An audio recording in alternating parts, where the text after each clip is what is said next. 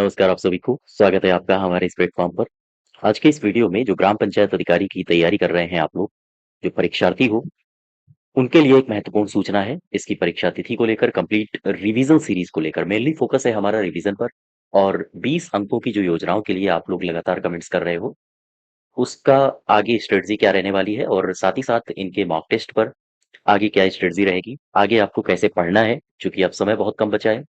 आप लोग को पता ही होगा लगातार परीक्षा तिथि को लेकर चर्चाएँ चल रही हैं।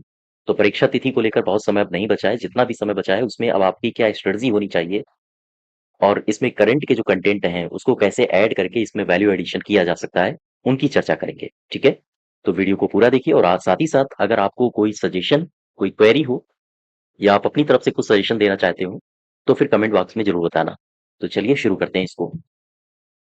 आप लोगों का जो ये सिलेबस दिया गया है, ग्राम पंचायत अधिकारी यानी जो वीपीओ की आपकी परीक्षा होने वाली है, उसमें सिलेबस जो दिया है ऑफिशियल सिलेबस, इस पर आप नज़र बना के रखिए और समय-समय पर चेक किया करो कितनी तैयारी आप कर चुके हो, कौन-कौन से टॉपिक्स का रिवीजन बाकी है, ठीक है? जो भी आपकी एग्ज़ाम डेट है, हालाँकि एग्ज़ाम डेट को कह पाना तो मुश्किल है, लेकिन हाँ, ये है कि बहुत जल्द अब एग्ज़ाम आपका होने वाला है, ठीक है? तो इसमें आप सिलेबस देखिए ज़रा, कौन-कौन से टॉपिक्स हैं जो आपको अभी कंप्लीट करने हैं, उनका आप मुझे कमेंट बॉक्स में बताइए। और मैंने क्या-क्या करवा दिया है, थोड़ा ओवरव्यू इसका भी लेते हैं और आगे आगे आने वाले समय में इसकी क्या स्ट्रेटजी होने वाली है, ठीक है? इन सब के बारे में। तो सबसे जो पहला आपका टॉपिक दिया है भाग 1 में, जो 65 क्वेश्चन्स आएँगे, पंचायती राज व्यवस्था के इतिहास से संबंधित। हालाँकि इतिहास के बारे में मैंने आपको पूछा भी था, तो आपने कमेंट करके भी बताया है कि हाँ, इसका एक वीडियो चाहिए, तो बहुत जल्द आपको इसका एक वीडियो और मिल भी जाएगा। लेकिन एक बात समझो 10 क्वेश्चन्स हैं 10 अंक के, बहुत बड़ा वेटेज है ये, ठीक है? तो टॉप टू बॉटम यानी कि जब से ग्राम पंचायत अधिकारी या हम कहें जब से ग्रामीण स्थानीय स्वशासन अस्तित्व में आया है, तब से आधुनिक काल तक का पूरा इतिहास आपको पता होना चाहिए, ठीक है? दूसरा पंचायतों का वर्तमान स्वरूप, इसके भी 10 क्वेश्चन्स आने हैं, बहुत बड़ा वेटेज ये भी है। पंचायतों के वित्तीय स्रोत और कार्य, ये भी 10 क्वेश्चन्स हैं 10 अंक के। ध्यान दीजिएगा ये टॉपिक आपके 30 नंबर आपके कंप्लीट करा देते हैं। पंचायती राज व्यवस्था को सशक्त करने के उपाय इसमें कौन-कौन से टॉपिक्स आपको पढ़ने हैं, अभी हम इनकी भी चर्चा करेंगे। ग्रामीण विकास योजनाएँ, योजनाओं से बहुत बड़ा ये इम्पोर्टेंट है और ये आपके लिए काफ़ी महत्वपूर्ण है, इस पर हम अलग से एक स्ट्रेटजी बनाएँगे, ठीक है? जब तक आपका एग्ज़ाम होता है। ग्राम पंचायत अधिकारी की भूमिका क्या होनी चाहिए? आप वीपीओ बनने जा रहे हो, सचिव बनने जा रहे हो, तो आपकी क्या भूमिका होनी चाहिए गाँव के लिए? इसकी भी चर्चा करेंगे और साथ ही साथ ये टॉपिक भी आपके लिए काफ़ी महत्वपूर्ण है। देख रहे हो 10 नंबर का आपके एग्ज़ाम में आना है। जो नेक्स्ट ये तो 65 क्वेश्चन्स हो गए इधर 65 क्वेश्चन्स इसके अलावा जो ये 15 क्वेश्चन्स हैं, इनका वेटेज काफ़ी अच्छा है। 15 क्वेश्चन्स हैं, हालाँकि ज़्यादा इम्पैक्ट नहीं डालेंगे लेकिन फिर भी आपके लिए वीपीओ की परीक्षा के लिए एक-एक अंक आपको जोड़ना अति अनिवार्य है। तो किसी भी सेगमेंट को आप अधूरा नहीं छोड़ सकते हो, ठीक है? कंप्यूटर को भी आप लेकर चलिए और यूपी स्पेशल जो 20 अंक की है, कोशिश करिए 20 में कम से कम आप 18 से 19 तक जा पाओ। 20 तक चले जाओ बहुत अच्छी बात है, लेकिन वीपीओ की परीक्षा में 18-19 स्कोर आपको करना ही होगा हर हाल में, ठीक है? 20 कर ले जाओ ये भी बहुत अच्छी बात है और इसमें करंट पर भी नज़र बना के रखनी है। बात समझ पा रहे हो? अब इसमें देखो इतिहास में कौन-कौन से टॉपिक्स हैं जो आपको ज़्यादा इनमें फ़ोकस करना है। परंपरागत पंचायतें ब्रिटिश काल की पंचायत व्यवस्था कैसी थी? स्वतंत्रता प्राप्ति के बाद पंचायती राज व्यवस्था कैसी थी? पंचायती राज व्यवस्था कैसी थी? यानी शुरू से लेकर वैदिक काल से लेकर कहाँ तक आना है आपको? आपको आना है स्वतंत्रता प्राप्ति के बाद तक। स्वतंत्रता प्राप्ति के बाद तक का सीधा-सा आशय है, आज तक की व्यवस्था कैसी है? ठीक है? और जब आज तक की हम कहें या फिर 1992 का जो एक्ट आया था, उस समय तक आप इसको देख सकते हो। पंचायती राज व्यवस्था को सुदृढ़ीकरण के लिए कौन-कौन सी समितियाँ बनाई गई हैं? किस तरह से पंचायती राज व्यवस्था काम करती है?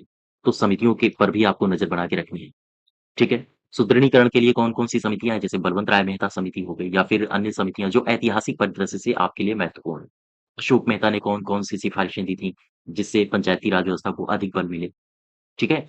तो ये समितियाँ भी आपके लिए काफ़ी महत्वपूर्ण हैं और ये मैंने बहुत डिटेल में आपको प्रैक्टिस भी करवा रहा हूँ और लगातार इसकी जो डिटेल्ड वीडियो है, वो भी मैंने आपको प्रोवाइड करा रखा है। उत्तर प्रदेश पंचायती राज व्यवस्था अधिनियम, उत्तर प्रदेश पंचायती राज व्यवस्था का अधिनियम, ध्यान दीजिएगा 1947 की बात कर रहा है, 1947 की बात कर रहा है। 1947 के अधिनियम में आपको धाराएँ बहुत ज़्यादा तो नहीं रटनी है, लेकिन हाँ, इतनी रटनी है कि जो एग्ज़ाम में आने वाली हैं जिनकी उम्मीद ज़्यादा है, ठीक है? या जो ऐसी धाराएँ जिनके अंदर भी कुछ ऐसे पॉइंट्स हैं जो आपको पता होनी चाहिए, जो कि पंचायती राज व्यवस्था से संबंधित हैं। तो ये सारी धाराएँ आपको पता हों और इन धाराओं की लगातार प्रैक्टिस भी आपकी चल रही है।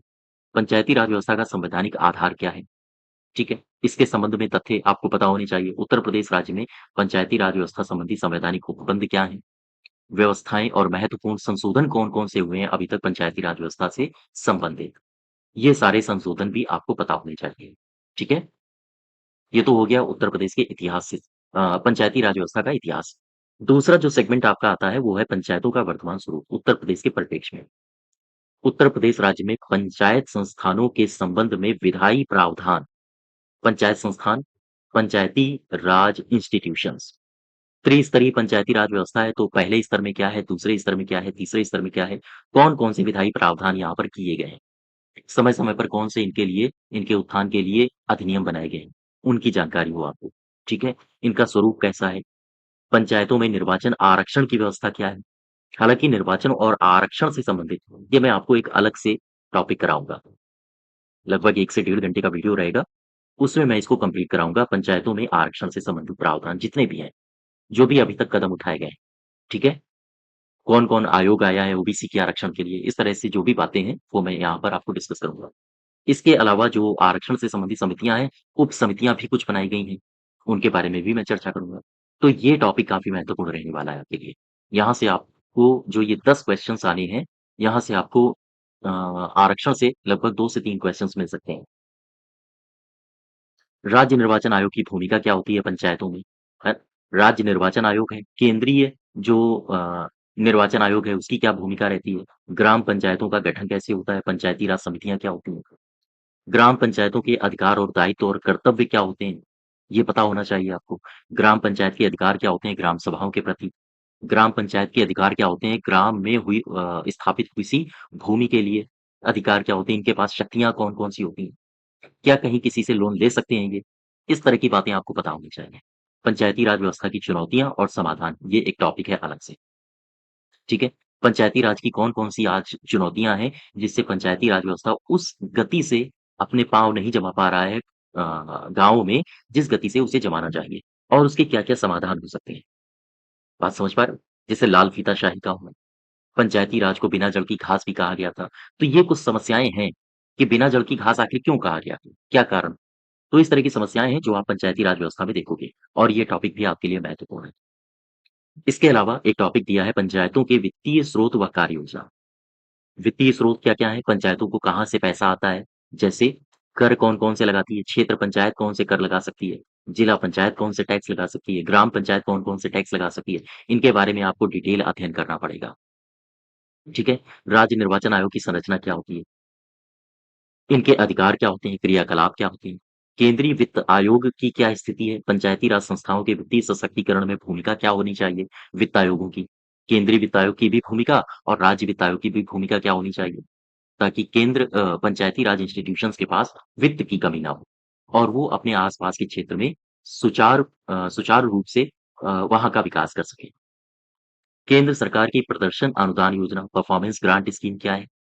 कितना रुपया इसको ग्रांट दिया जाता है? आम तौर पर किस रेशियो में ग्रांट मिलता है? उत्तर प्रदेश सरकार द्वारा पंचायतों के वित्तीय सशक्तिकरण के लिए कौन-कौन से कदम उठाए गए हैं? ये जो ये जो टॉपिक है ना, उत्तर प्रदेश सरकार द्वारा पंचायतों के वित्तीय सशक्तिकरण के लिए कौन-कौन से कदम उठाए गए हैं? यहाँ पर एक छोटा-सा टॉपिक आपको पढ़ना पड़ेगा बजट 2024-25 ये उत्तर प्रदेश सरकार का है। हालाँकि करंट से जोड़ के ही मैं पढ़ाऊँगा। 2024-25 बजट, इसमें वो सभी अनुदान आप पढ़ोगे, सभी रुपए पैसे पढ़ोगे जो ग्राम पंचायतों को दिए गए हैं या ग्राम पंचायतों में जारी किसी योजना को दिए गए हैं। तो कहीं न कहीं जो पैसे दिए जाते हैं, वो भी पंचायतों के वित्तीय सशक्तिकरण का एक कारण होते हैं। ठीक है? तो बजट में खासा ध्यान रखना है। यहाँ से भी आपको क्वेश्चन्स देखने को मिलेंगे, नज़रअंदाज आप नहीं कर सकते हो। बात समझ पा रहे हो आप हमारी? तो ये कुछ टॉपिक्स हैं, जैसे पंचायती राज व्यवस्था को सशक्त करने के उपाय क्या होते हैं? जैसे इसमें टॉपिक देखो ज़रा, सिटीज़न चार्टर, ग्राम सचिवालय। ग्राम सचिवालय पंचायत सहायक की भूमिका क्या होती है? कॉमन सर्विस सेंटर में पंचायत भवन में सह स्थापना होती है। तो वो कौन-कौन से काम करते हैं कॉमन सर्विस सेंटर? कौन इसको ऑपरेट करता है? पंचायत स्तर पर जन कल्याणकारी योजनाएँ कौन-सी हैं जो चलाई जा रही हैं, पंचायत स्तर पर? पंचायतों में ई-गवर्नेंस की स्थापना के उद्देश्य क्या हैं? कब इसकी स्थापना हुई? या ई-गवर्नेंस कैसे प्रभावित करती है ग्राम पंचायतों को? पॉजिटिव या नेगेटिव? परिवार रजिस्टर, जन्म मृत्यु पंजीकरण। ये टॉपिक्स हैं पंचायती राज व्यवस्था को सशक्त करने के जो उपाय हैं। ठीक है? इन टॉपिक्स पर खासा नज़र बना के रखनी है, खास तौर से पंचायतों में ई-गवर्नेंस की स्थापना, कॉमन सर्विस सेंटर और साथ ही साथ पंचायत सिटीज़न चार्टर, ये सारे के सारे टॉपिक्स आपके लिए बहुत महत्वपूर्ण हैं। यहाँ से आपको क्वेश्चन्स देखने को ही मिलेंगे, चूँकि ये टॉपिक ही है, आपका सिलेबस ही दिया है, तो क्वेश्चन्स तो देखने को मिलेंगे, ज़ाहिर-सी बात है, इसमें कहने की कोई बात है नहीं, ठीक है? लेकिन फिर भी आपको बहुत इनमें नज़र बना के रखनी है। एक भी क्वेश्चन आपका गलत हुआ, तो लगभग तैयारी जिस स्तर पे आपकी है, वही स्तर पे लगभग सभी लोगों की है। तो एक भी क्वेश्चन गलत हुआ, आप सीधे डाउनफॉल करोगे, नीचे गिरोगे। बात समझ पा रहे हो? तो इतनी बार प्रैक्टिस कर लेनी है, अभी भी आपके पास बहुत ठीक-ठाक समय है। अगर अभी भी आप शून्य पर हैं, तो टॉप पर पहुँच सकते हैं। टॉप पर नहीं तो एक ऐसी स्थिति में पहुँच सकते हैं, जहाँ पर एग्ज़ाम को फाइट किया जा सके। और आप इस सिलेबस को देख सकते हैं, बहुत ज़्यादा सिलेबस नहीं है। हाँ, लीग से हट के सिलेबस है। जैसे हमारा क्या होता है कि हम कॉम्पिटिशन की तैयारी में रीज़निंग पढ़ते हैं, मैथ पढ़ते हैं, जीएस पढ़ते हैं, ठीक है? या फिर और भी किसी टॉपिक को पढ़ते हैं, हिस्ट्री वगैरह पढ़ते हैं। तो वो हमारे टच के टॉपिक्स होते हैं, उन पर हमारा कमांड होता है। ये जो टॉपिक्स हैं, ये लीग से हट के टॉपिक्स हैं, तो हो सकता है थोड़ी बोरिंग आए, बोरियत आए, अच्छा ना लगे, गुड फीलिंग ना आए, लेकिन क्या करोगे, पढ़ना तो पड़ेगा ही। सिलेबस दिया है आपका। अब जैसे इसमें दिया है ग्रामीण विकास योजनाएँ एवं कार्यक्रम उत्तर प्रदेश के परिप्रेक्ष्य में, ठीक है? इसमें योजनाएँ भी कुछ दे रखी हैं, ग्राम स्वराज अभियान, स्वच्छ भारत मिशन, पेयजल योजना है, ग्रामीण स्वास्थ्य योजनाएँ हैं, भारत सरकार द्वारा चलाई जा रही पंचायती राज विभाग की योजनाएँ हैं, उत्तर प्रदेश सरकार के द्वारा चलाई जा रही ग्रामीण क्षेत्रों में जो योजनाएँ हैं, ये टॉपिक्स दिए हैं। इन टॉपिक्स को आप हट के भी पढ़ सकते हो, लेकिन जो मेनली आपको फ़ोकस करना है, वो ये फ़ोकस करना है, ठीक है? और इसके बारे में मैंने डिटेल में आपको पढ़ाया भी है। यहाँ से क्वेश्चन्स छूटने नहीं चाहिए। ये सेगमेंट 20 अंक का आना है, ध्यान रखिएगा। और अभी आने वाले समय में आप लोगों के मैं कमेंट्स लगातार देख रहा हूँ कि आप लोग योजनाओं की प्रैक्टिस के लिए बोल रहे हो, ठीक है? तो उसकी भी आगे मैं चर्चा करूँगा। इसके अलावा ग्राम पंचायत अधिकारियों के जो कार्य होते हैं, ये भी एक टॉपिक है और शायद 10 नंबर का ये टॉपिक आपका आना है। देखो ज़रा, कितने अंक का है ये? ये 10 अंक का है, काफ़ी बड़ा टॉपिक है। बात समझ पा रहे हो? तो ये टॉपिक भी महत्वपूर्ण है। इसको भी आप लेकर चलो। इसमें जो टॉपिक्स हैं आपके ग्राम पंचायत के सचिव के रूप में कार्य क्या होते हैं? जन्म मृत्यु पंजीकरण अधिकारी के रूप में वो कैसे काम करता है? कौन-कौन से विधान हैं? इसके लिए कौन-कौन सी धाराएँ हैं? आदर्श ग्राम पंचायत बनाने में उसकी क्या भूमिका होती है? ये सचिव जी की। और आत्मनिर्भर ग्राम पंचायत बनाने में सचिव की क्या भूमिका होती है? ये टॉपिक्स हैं, टॉपिक्स भी आयोग ने दे दिए हैं कि भैया इन टॉपिक्स के से मैं बाहर नहीं जाऊँगा। तो इनको आप कवर करिए, चाहे जिस किताब में मिले या ऑनलाइन प्लेटफ़ॉर्म पर मिले, लेकिन आपको ये टॉपिक्स कवर करने हैं, ठीक है? और कवर करने भर से ही सीमित नहीं है, इनके कैसे ऑब्जेक्टिव्स आ सकते हैं। तो जब तक आप प्रैक्टिस नहीं करोगे, वहाँ गलतियों की संभावना बनी रहेगी, एग्ज़ाम हॉल में। इसके अलावा 15 जो क्वेश्चन्स आने हैं आपके कंप्यूटर के, तो वो ये टॉपिक्स हैं। इन पर आप नज़र बना के रखिए, ख़ास तौर से ये जो नए टॉपिक्स दिए गए हैं artificial intelligence, big data, machine learning, इन टॉपिक्स पर नज़र बना के रखो। चूँकि ये टॉपिक्स नए हैं, हालाँकि क्वेश्चन्स यहाँ से बहुत ज़्यादा नहीं आएँगे, लेकिन फिर भी ये जो नए टॉपिक्स हैं, यहाँ से क्वेश्चन्स ईज़ी फॉर्मेट में भी आ सकते हैं। तो जो भी क्वेश्चन्स आएँ, ये छूटे ना, ठीक है? ईमेल हो गया, कंप्यूटर सूचना तकनीकी हो गई, हार्डवेयर हो गया, सॉफ्टवेयर हो गया, तो ये टॉपिक्स हैं, ये लगातार मैं करवा रहा हूँ अपने आप हमारी प्लेलिस्ट भी चेक कर सकते हो। वहाँ पर मैंने आर्टिफ़िशियल इंटेलिजेंस ये टॉपिक्स तो अभी नहीं टच किए हैं, हालाँकि इनका शायद 1 या 2 या 3 वीडियोज़ मैं डाल चुका हूँ, शायद देख लेना आप लोग, मुझे कन्फर्म नहीं है। और इनके आने वाले समय में ये जो नए टॉपिक्स हैं, इनके भी आपको वीडियोज़ प्रोवाइड कराए जाएँगे। इसके अलावा उत्तर प्रदेश सामान्य जानकारी में मैं जो करा रहा हूँ, उतना पर्याप्त है, ठीक है? 20 क्वेश्चन्स आएँगे 20 अंक के। और ध्यान दीजिए, आप लोग काफ़ी कन्फ्यूज़ होते हो कि समसामयिकी आएगी या नहीं आएगी, करंट अफ़ेयर्स, ये लिखा है। समसामयिकी घटनाएँ, उत्तर प्रदेश के जो 20 क्वेश्चन्स आएँगे, बहुत ज़्यादा 2 क्वेश्चन्स, हो सकता है 2 से 5 क्वेश्चन्स भी आ जाएँ करंट अफ़ेयर्स के, लेकिन कम से कम 2 क्वेश्चन्स तो आपको देखने को मिलेंगे ही, इतने तो मिलेंगे और एक-एक नंबर में प्रहार होगा, आप ये समझिए। 1468 ही तो पोस्ट हैं ग्राम पंचायत अधिकारी की। हाँ, और लगभग 60,000 के आस-पास शॉर्टलिस्ट हुए हैं, जो भी है आप डेटा देख लेना और इन सब की तैयारी का लेवल लगभग सेम हो गया है। ठीक है? हर कैंडिडेट अपने स्तर से ज़बरदस्त तैयारी में लगा हुआ है। तो आप करंट को भी इग्नोर नहीं कर सकते हो। और करंट है कितनी यार? लगभग आपको देखना पड़ेगा पिछले 6 से 7 महीनों की करंट अफ़ेयर्स। अगर आपका एग्ज़ाम होता है मान लीजिए अगस्त में या सितंबर में, तो आप जनवरी से उठा लीजिए करंट अफ़ेयर्स, उत्तर प्रदेश की केवल, ठीक है? कौन-कौन सी घटनाएँ हुई हैं, उनको देख लीजिए, हो सकता है 2 क्वेश्चन आपके इसी में फँस जाएँ। 2 से लेकर 5 क्वेश्चन्स तक आ सकते हैं, ठीक है? लेकिन आपको कम से कम 2 से 2 क्वेश्चन तो देखने को मिलेंगे। और ये जो टॉपिक्स आपको स्ट्रैटेजी जीके के दिए हैं, इतिहास, संस्कृति, कला, वास्तुकला, इन टॉपिक्स को मैं लगभग कवर करवा चुका हूँ। और अब जो भी आपके टॉपिक्स उत्तर प्रदेश के स्पेशली इतिहास उत्तर प्रदेश सामान्य अध्ययन से करवाए जा रहे हैं, उनको ज़रूर फॉलो करिए। उसमें जो प्रीवियस ईयर्स क्वेश्चन्स करवा रहा हूँ मैं, जो थ्योरी की क्लास दे रहा हूँ, दोनों को फॉलो करिए, ठीक है? और आप देखेंगे आप बेहतर स्थिति में पहुँचेंगे। इसके अलावा जो मैंने अभी तक आपको करवा दिया है, उत्तर प्रदेश में ग्राम्य विकास संबंधी योजनाएँ, बाल महिला और बाल विकास संबंधी योजनाएँ, जो योजनाओं का जो सेगमेंट है, वो मैंने आपको बहुत बेहतर तरीके से उत्तर प्रदेश के संदर्भ में करवा दिया है। अब जो हमारा टारगेट है, वो है केंद्र की योजनाओं पर, ठीक है? बहुत जल्द अभी उत्तर प्रदेश की आपने योजनाएँ देखी हैं, अब बहुत जल्द आप लोग केंद्र की योजनाएँ और वो भी केंद्र की योजनाएँ जो कि एनडीए की सरकार है, तो 2014 से लेकर 2024 तक यानी जो करंट है, वहाँ तक जो भी योजनाएँ सरकार ने चलाई हैं, उन योजनाओं पर मेरा ज़्यादा फ़ोकस रहेगा, बजाए इसके कि मैं ओल्ड स्कीम्स पढ़ाऊँ। चूँकि आपने हाल ही के एग्ज़ाम्स देखे होंगे, उनमें बहुत पुरानी योजनाएँ पूछी नहीं गई हैं। आप हो सकता है हमसे सहमत हों या ना सहमत हों, लेकिन आप कोई भी पेपर उठा के देख लो, आरओ-एआरओ का पेपर उठा के देख लो या किसी भी यूपीपीएससी या फिर एसएससी या फिर आपका लेखपाल का ही पेपर हुआ था, है ना? तो किसी भी पेपर को आप उठा के देखो यूपी ट्रिपल एससी के, अभी जो हो रहे हैं एग्ज़ाम्स, उनमें ऐसा नहीं है कि 1950 की योजना पूछ दी गई है और इसका वेटेज रहता भी है तो 1 या 2।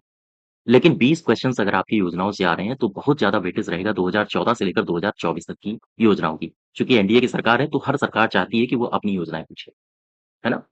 और पूछ दी जाएँ अलग योजनाएँ, तो वो उसकी मैं गारंटी नहीं ले रहा हूँ कि ऐसा हो नहीं सकता है, बिल्कुल हो सकता है। लेकिन संभावना इसकी ज़्यादा है, ठीक है? करंट की योजनाओं की। कृषि संबंधी योजनाएँ इन सबको मैंने कवर करवा रखा है, आप हमारी प्लेलिस्ट में जाके देख सकते हो। और पीडीएफ्स भी आप डाउनलोड कर सकते हो टेलीग्राम चैनल पे आके। इसके अलावा उत्तर प्रदेश की स्वास्थ्य योजनाएँ जो आपके टॉपिक्स में दिए गए हैं ग्राम पंचायत अधिकारी के लिए, है ना? महिला बाल विकास का रिवीजन वीडियो या उत्तर प्रदेश में रोजगार संबंधी योजनाएँ हों, उत्तर प्रदेश में ग्रामीण विकास संबंधी योजनाएँ हों, किसी भी प्रकार की योजनाएँ मैंने लगातार करवा रखी हैं। इसके अलावा जो आप कह रहे हो मॉक टेस्ट करवाइए, तो मैं मॉक टेस्ट भी करवा रहा हूँ। जो आपके ऑफ़िशियल सिलेबस है, पंचायती राज के 45 क्वेश्चन्स, योजनाओं से 20 क्वेश्चन्स, कंप्यूटर 15, यूपीजी के 20। मॉक टेस्ट भी लगातार चल रहे हैं। इसके अलावा आपकी प्रैक्टिस भी लगातार चल रही है, ठीक है? तो यहाँ आप जो 65 अंक पंचायती राज से पूछे जाने हैं, उसकी ज़बरदस्त प्रैक्टिस आप कर सकते हो हमारे चैनल से। इस तरह से मैं आपको स्टैटिक जीके जो कि यूपी की है, उसको कवर करवा रहा हूँ। उत्तर प्रदेश के मंडलवार यहाँ पर मैं किसी एक जिले को लेता हूँ, उसके बारे में जो भी सामान्य जानकारी होती है, उसको कवर करते हुए इस तरह से आपके जो यूपी स्पेशल है, उसको कवर करवाया जा रहा है, ठीक है? इसके अलावा ग्राम पंचायत अधिकारी के लिए जो आपके महत्वपूर्ण टॉपिक्स हैं, जैसे पंचायती राज व्यवस्था से संबंधित संयुक्त प्रांत पंचायती राज अधिनियम 1947 की जो धाराएँ हैं, जो अधिनियम दिया गया है, उसके बारे में जानकारियाँ। इसके अलावा जो आपका वित्त आयोग है, चाहे वो केंद्रीय वित्त आयोग हो या राज्य वित्त आयोग हो, उनकी सिफ़ारिशें जो-जो हैं, कितना-कितना रुपया आवंटन किया गया है, सभी की जानकारी। साथ ही साथ ये महत्वपूर्ण टॉपिक्स हैं, यहाँ से आपको ये जो टॉपिक है, उत्तर प्रदेश में ई-गवर्नेंस संबंधी परियोजनाएँ, यहाँ से आपको क्वेश्चन्स देखने को मिलेंगे, ज़रूर मिलेंगे। इस तरह की वीडियोज़ को ज़रूर फ़ॉलो किया करो। संयुक्त प्रांत पंचायती राज अधिनियम के ये तो आपको मैंने डिटेल में इस वीडियो में मैंने धाराएँ बताई हैं और इस तरह के वीडियोज़ में मैं आपको प्रैक्टिस सेट करवा रहा हूँ, ठीक है? किस तरह से धाराओं से क्वेश्चन्स पूछे जाएँगे, तो 200 एमसीक्यूज़ मैं लगातार करवा रहा हूँ इसके। इसके अलावा आप रोज़ सुबह हमारे चैनल पर डेली क्विज़ अटेम्प्ट कर सकते हैं। डेली क्विज़ से मेरा आशय है वीपीओ के लिए जो 65 अंक आने हैं, उनकी क्विज़ चलाई जा रही है। साथ ही साथ यूपी जीके की भी क्विज़ चलाई जा रही है, जो 20 क्वेश्चन्स 20 अंक के आने हैं। इसके अलावा जो बजट है, यूपी का बजट, उसकी भी आप क्विज़ देख सकते हो, हमारी प्लेलिस्ट में पड़ी हुई है। और कंप्यूटर संबंधी क्विज़ जो 15 क्वेश्चन्स आपके आने हैं, जूनियर असिस्टेंट हो या ग्राम पंचायत अधिकारी हो, सिलेबस सेम हो।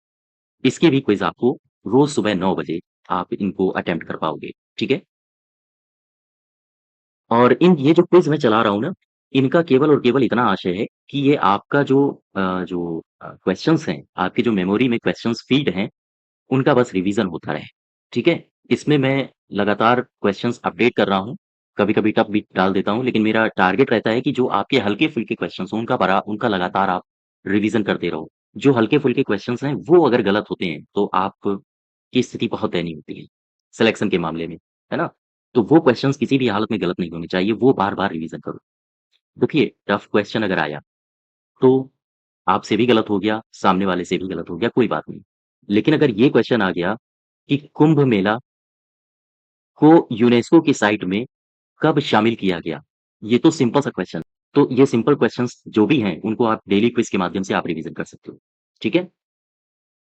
नेक्स्ट देखो, जिलावार उत्तर प्रदेश का अध्ययन भी करंट के माध्यम से लगातार करवाया जा रहा है। उत्तर प्रदेश का इतिहास, उत्तर प्रदेश जो पंचायती राज संबंधी प्रशासन है और साथ ही साथ यूपी का इतिहास, ये तो आपको वही हो गया। तो इनकी आप प्रैक्टिस कर सकते हो, कुल मिला के मेरा ये आशय है। ये सारे के सारे आपको टॉपिक्स हमारे प्लेलिस्ट में मिल जाएँगे। कंप्यूटर से संबंधित मैं लगातार वीडियोज़ अपलोड कर रहा हूँ, उनकी भी प्रैक्टिस, और इसमें सारे के सारे पीवाईक्यूज़ हैं। यूपी ट्रिपल एससी में पूछे गए सभी सवाल, यूपी ट्रिपल एससी में पूछे गए या किसी भी परीक्षा में, यूपी पीसीएस में कंप्यूटर स्टैटिक जीके से संबंधित अगर पूछे गए हैं, तो आपको इन वीडियोज़ में मिलेंगे वो। ठीक है? कंप्यूटर मेमोरी से यहाँ टॉपिक वाइज़ चैप्टर्स आपको कंप्लीट कराए जा रहे हैं। माइक्रोसॉफ्ट ऑफिस हो गया, वर्ल्ड वाइड वेब हो गया, ईमेल हो गया और कंप्यूटर मेमोरी। तो इन सभी को आप फॉलो कर सकते हो। ठीक है? और वीपीओ के लिए तैयार रहिएगा, बहुत जल्द परीक्षा आपकी होने वाली है। डेट कमिट कर पाना तो मुश्किल है ना? अब इसमें हम लोग आगे क्या पढ़ने वाले हैं? आगे की तैयारी क्या होने वाली है? आगे की तैयारी मैं लगातार आपके कमेंट्स भी देखता रहता हूँ, जब भी समय मिलता है मुझे। तो आप लोग एक तो कह रहे हो कि योजनाएँ, ये सेगमेंट आपका थोड़ा-सा कमज़ोर रह गया, है ना? योजनाओं का जो पार्ट है, जो 20 नंबर की आनी है, वो सेगमेंट आपका अगर कमज़ोर है, तो इसके लिए अब मैं लगातार योजनाओं की प्रैक्टिस करवाऊँगा। 20 क्वेश्चन्स हैं, अभी तक मैंने आपको थ्योरी क्लास योजनाओं की दी थी, अब मैं इनका एमसीक्यूज़ फॉर्मेट दूँगा, ठीक है? एमसीक्यूज़ फॉर्मेट में, हर रोज़ या फिर हर दूसरे दिन, जैसे भी मुझे मौका मिलेगा, मुझे समय मिलेगा, मैं इनके एमसीक्यूज़ करवाने का पूरा प्रयास करूँगा। और इनको ध्यान रखिएगा, ये सीरीज़ ज़रूर फॉलो करिए, इसमें मैं करंट में जो मुद्दे उठ रहे हैं, जो योजनाएँ उठ रही हैं, उन पर ज़्यादा फ़ोकस करूँगा। साथ ही साथ किसी भी योजना में अगर करंट में कोई परिवर्तन आया है, जैसे प्रधानमंत्री उज्ज्वला योजना, इसको उठाओ। प्रधानमंत्री उज्ज्वला योजना, ये शुरू करी गई थी, ठीक? अभी हुआ क्या है, मार्च 2024 में प्रधानमंत्री उज्ज्वला योजना के तहत सब्सिडी 2024-25 तक एक्सटेंड कर दी गई। कितनी करी गई है? और इसमें कितना खर्चा आएगा? इस तरह के तथ्य आपको इस वीडियो में ज़रूर मिलेंगे। ज़रूर देखिएगा, फॉलो करिएगा। मैं आशा करता हूँ कि आप लोगों का जो योजनाओं का सेगमेंट है, जो आप कह रहे हो कि काफ़ी अभी इसमें प्रैक्टिस नहीं हो पाई है, ये कंप्लीट करवा दूँगा, ठीक है? दूसरा, जो जो भी टॉपिक्स हैं वीपीओ के लिए, उन टॉपिक्स की लगातार प्रैक्टिस आपको लगातार करवाई ही जाएगी, इसमें कोई दो राय नहीं है। सभी टॉपिक्स को करंट से कवर करते हुए भी करवाया जाएगा, ठीक है? तो ये यहाँ पर मेरा ज़्यादा फ़ोकस रहेगा योजनाओं पर अब, क्लियर है बात? तो ये हमारी जानकारी थी वीपीओ के लिए। और वीपीओ का सिलेबस क्या है, इसको लगातार आप नज़र में बना के रखो, और आपने अभी तक कौन-कौन से टॉपिक्स कवर कर लिए हैं, कौन-कौन से टॉपिक्स बचे हैं, यहाँ पर भी आप नज़र बना के रखिए, ठीक है? मज़ा तभी आएगा जब आप अपनी तरफ से भी रिस्पॉन्स दें और हम अपनी तरफ से भी मेहनत करें। तो आगे की स्ट्रेटजी और कैसे-कैसे होनी चाहिए और क्या-क्या होनी चाहिए, इसका मुझे उत्तर आप कमेंट बॉक्स में ज़रूर बताना। आप अपने सुझाव ज़रूर बताया करो, ठीक है?